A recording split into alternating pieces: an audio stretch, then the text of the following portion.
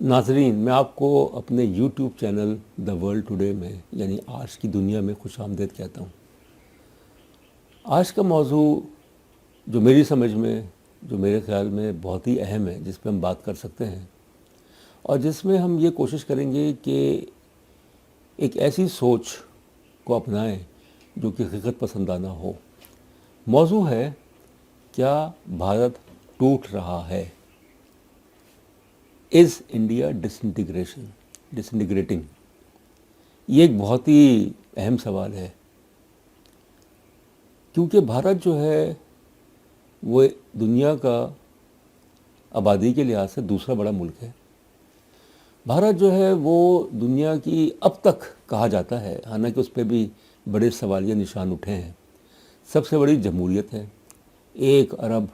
30 کروڑ کی آبادی والا ملک بھارت۔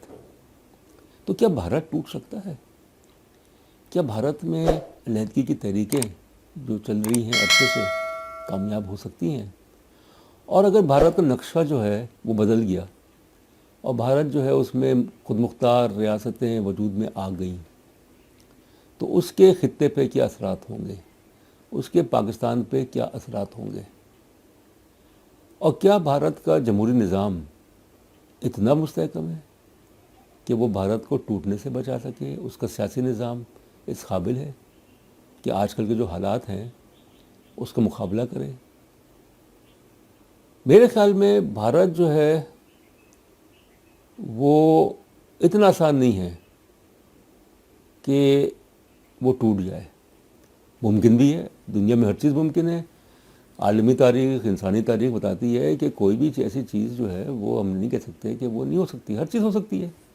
نئی ریاستیں وجود میں آتی ہیں، پرانی ختم ہو جاتی ہیں، یہ تو ایک عمل ہے، تاریخ کا عمل ہے جس کو ہم اور آپ نہیں روک سکتے۔ مگر بھارت ایک بڑے ہی ایک مخصوص قسم کا ملک ہے،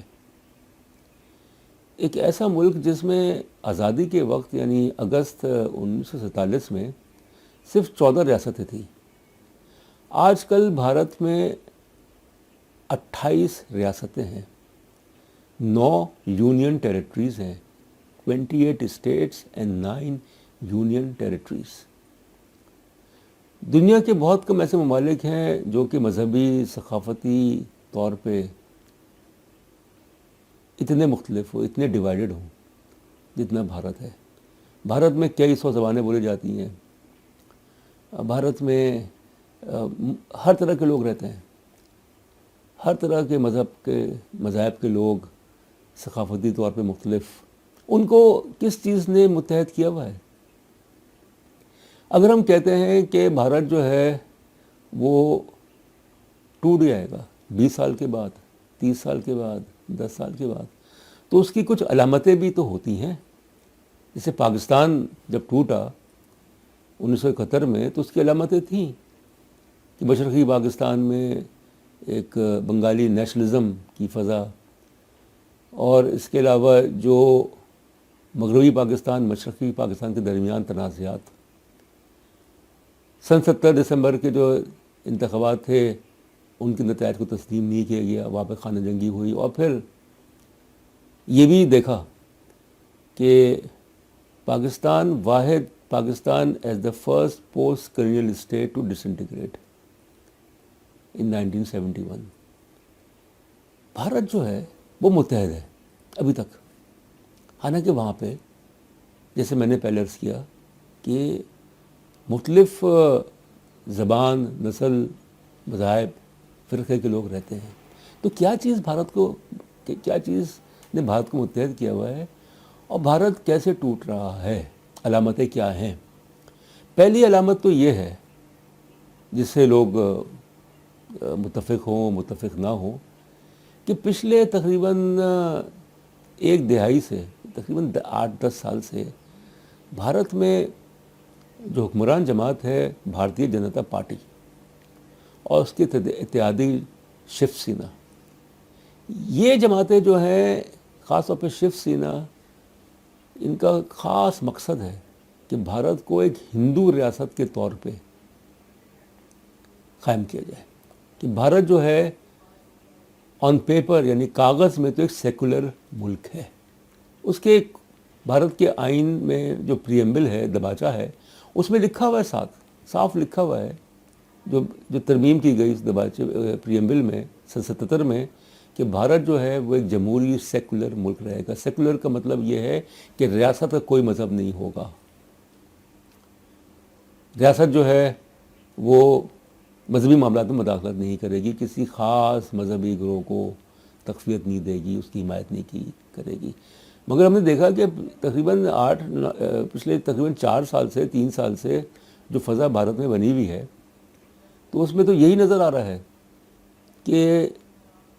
جو ہندو نیشنلزم ہے، کہ بھارت کو ایک ہندو ریاست کے طور پہ ڈکلیئر کر دی جائے،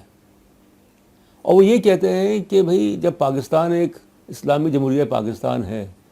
جب اسرائیل جو ہے وہ ایک یہودی مملکت ہے، تو بھارت جو ہے وہ ایک ہندو مملکت کیوں نہیں ہو سکتا، جبکہ وہاں پہ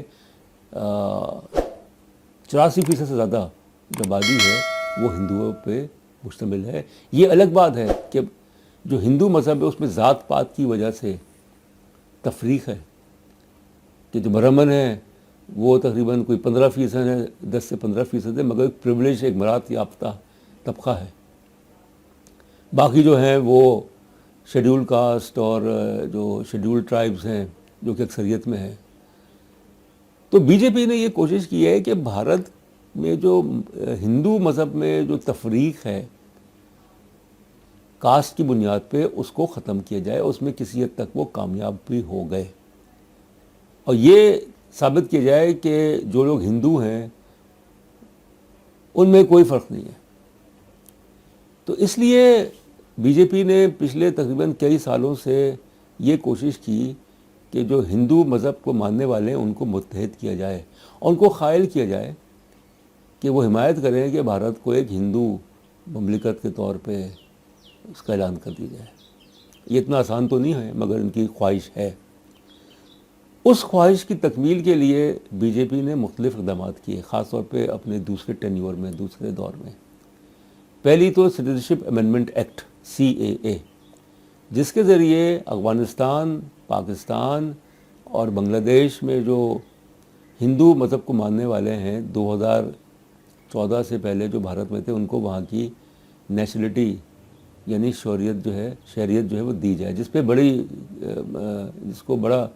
کرٹیسائز کیا گیا، کنڈیم کیا گیا کہ صرف افغانستان، پاکستان اور بنگلہ دیش کیوں۔ دوسرا جو ہے وہ انہوں نے نیشنل رجسٹریشن سرٹیفکیٹ، خاص طور پہ اس کا اطلاق جیسے آسام میں، جو بھارت کے جو شمال مشرقی ریاست ہے آسام، تو بی جے پی کے جو رہنما ہیں امیت شاہ، انہوں نے خاص طور پہ کہا کہ بھارت کی کوشش ہوگی کہ جو ان کے ملک میں لاکھوں کی تعداد میں جو مسلمان بنگالی جو ہیں وہ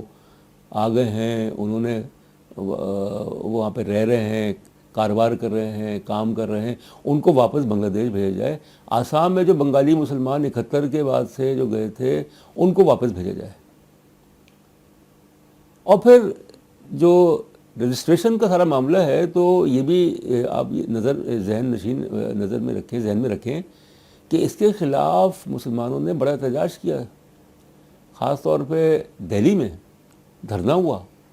دہلی میں فسادات ہوئے، مسلمانوں کی املاک کو جو ہے نقصان پہنچایا گیا، کئی مسلمان جو ہیں وہ اپنی جانوں سے ہاتھ دھو بیٹھے۔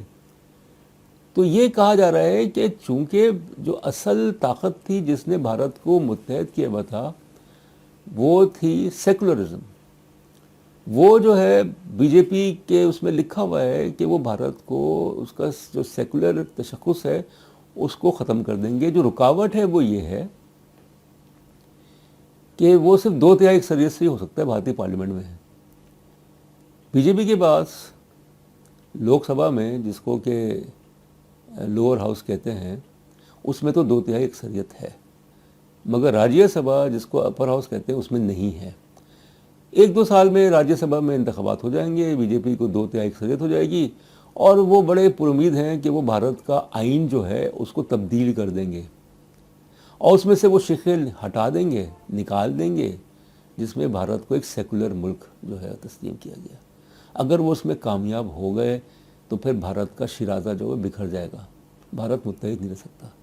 کیونکہ بی جے پی کے تو اپنے حمایتی ہیں، مگر بڑی تعداد میں ایسے بھارتی بھی ہیں جو کہ مخالفت کرتے ہیں، جو کہ کہتے ہیں کہ وہ نازی جرمنی کی طرح نہیں بننا چاہتے،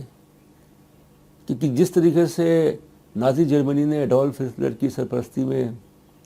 دوسری جنگ عظیم سے پہلے نسلی منافرت کا بازار گرم کیا، جس طریقے سے اقلیتوں کو نشانہ بنایا، خاص طور پہ یہودیوں کو، تو بی جے پی کے خلاف، شیو سینا کے خلاف، جو نسل پرست ہندو فاشسٹ جو جماعتیں ہیں، ان کے خلاف بھی تو یہ الزامات ہیں کہ وہ چن چن کے مسلمانوں کو نشانہ بنا رہے ہیں، لنچنگ آف مسلمس، کہ کبھی گائے کاٹنے کے الزام میں، بے بنیاد الزامات میں، اور پھر یہ طعنہ دینا کہ اگر آپ کے پاس دو آپشنز ہیں، مطلب دو مطالبات انہوں نے کی، دو آپشنز آپ کے پاس ہیں مسلمانوں کے پاس، اور بھارت میں مسلمان جو تقریباً 12 سے 15% ہیں۔ پہلا تو یہ ہے کہ آپ جو ہیں وہ دوبارہ ہندو بن جائیں، کنورٹ کر لیں ہندو میں۔ اگر آپ نہیں کریں گے تو آپ پاکستان چلے جائیں یا بنگلہ دیش چلے جائیں۔ تو کروڑوں کی تعداد میں جو مسلمان ہیں بھارت میں، تقریباً 20-22 کروڑ مسلمان ہیں، ان کے یہ ایک لمحہ فکر ہے۔ وہ تو یہ کہتے ہیں کہ ہم تو بھارت میں پیدا ہوئے، ہم تو صدیوں سے بھارت میں رہ رہے ہیں،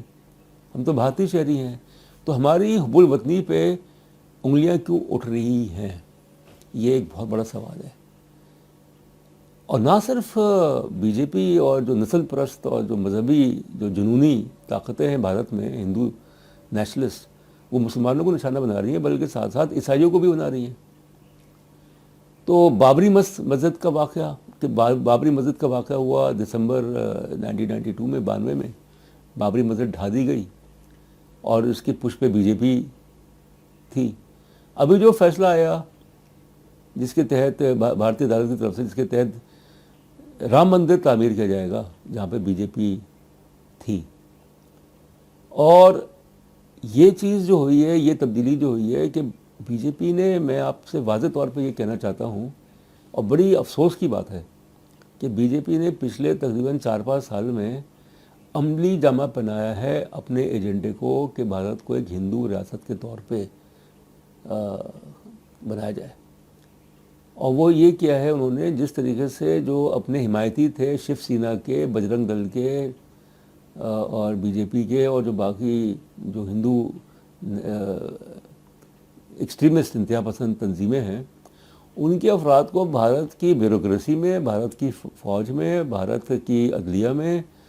اور اہم عہدوں پہ فائز کیا گیا، ان کی بھرتیاں کی گئیں، جس کا واضح ثبوت یہ ملا کہ جب دہلی میں مسلم کش فسادات ہوئے تو بھارت کی فوج نے، بھارت کی پولیس نے جو ہے وہ مسلمانوں کو نہیں بچایا، انہوں نے کوئی کارروائی نہیں کی ان ہندو گنڈوں اور لٹیروں کے خلاف جنہوں نے مسلمانوں کی جائیدادیں لوٹی، ان کو جو ہے وہ قتل کیا۔ تو یہ اس تناظر میں کہہ سکتے ہیں کہ بھارت جو ہے وہ ٹوٹ سکتا ہے اگر اس کا جمہوری اور سیکولر تشخص جو ہے وہ ختم ہو جائے۔ آخری بات یہ ہے کہ بھارت جو کہ اب تک جس نے سروائیو کیا ہوا ہے، قائم ہے، 73 سال ہو گئے ہیں، بھارت ان ممالک میں سے ہے جس نے کہ اس عرصے میں اپنا 1 انچ رقبہ نہیں کھویا۔ India has not lost an inch of its territory since it came into being as an independent state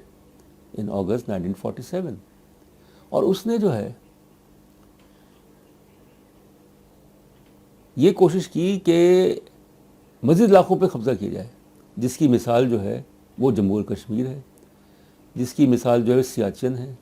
جس کی مثال جو ہے وہ حیدرآباد دکن ہے، جوناگڑھ ہے۔ تو یہ جو روش ہے بھارت کی جارحانہ قسم کی، اور اس پورے خطے میں اپنی پالیسیز کو تھوپنا، اس کی وجہ سے جو اس کے ہمسائے ہیں، بنگلہ دیش ہے، نیپال ہے، پاکستان ہے، سری لنکا تو ہمسایہ نہیں مگر بہت نزدیک ہے، سری لنکا ہے، یہ جو ہمسائے ہیں وہ عدم تحفظ کا شکار ہیں۔ تو اس لیے جس وجہ سے بھارت جو ہے وہ بچ سکتا ہے ٹوٹنے سے کہ وہاں پہ جو بی جے پی اور جو ہندو انتہا پسندی کی جو لہر ہے اس کا خاتمہ کیا جائے، کہ بھارت میں جو جمہوریت نواز اور جو سیکولر جو پرو سیکولر فورسز ہیں وہ آگے آئیں اور وہ شکست دیں فیشزم کو، وہ شکست دیں اس طرح کے عناصر کو جو کہ بھارت کو چاہتے ہیں کہ وہ ہندو ریاست بن جائے، اور ان کو اتنا نہیں پتہ کہ اس کی وجہ سے جو سکھ ہیں، جو مسلمان ہیں، جو کرسچنس ہیں اور جو باقی